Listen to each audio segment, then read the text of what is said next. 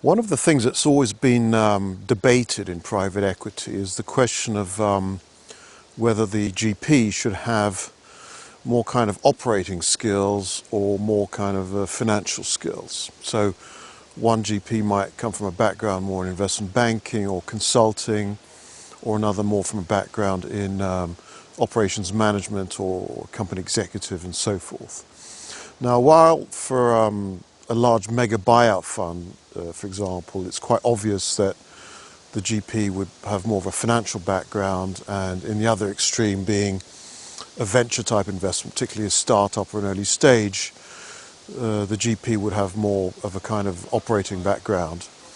The real question is what happens in the middle. So somewhere like from late stage venture through to growth, through to smaller buyouts or mid-sized buyouts.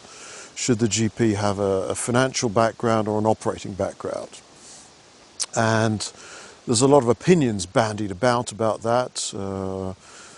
Right now in 2020, there's a lot of people talking about the fact that GPs should have more of an operating background and they understand the companies better. But how true are all these opinions? And what's been lacking is reliable studies. Now, there haven't been many studies on this topic, but I've come across one done by a group with a kind of venture orientation, and I'm just going to put that on screen for you.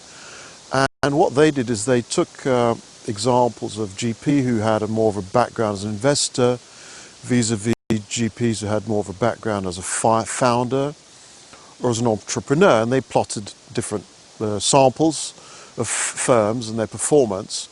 And as you can see from this chart, there's absolutely no correlation or indication that would suggest that a GP with a more founder background compared to a GP with a more of a financial background outperforms in any way. And I think this is quite interesting because it's the first study of this kind that I've come across. And it is important that when people make assertions such as, GPs from an operational background are better than a GP from a financial background, or vice versa, that these be substantiated, not just be somebody's opinion. And so I think it's useful to see this. And what we can see is that being a GP is a distinct third profession. It's got elements of both, which is something I've been arguing for many years.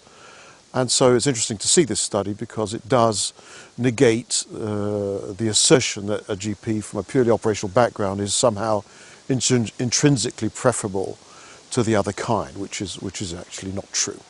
So I hope that was interesting for you.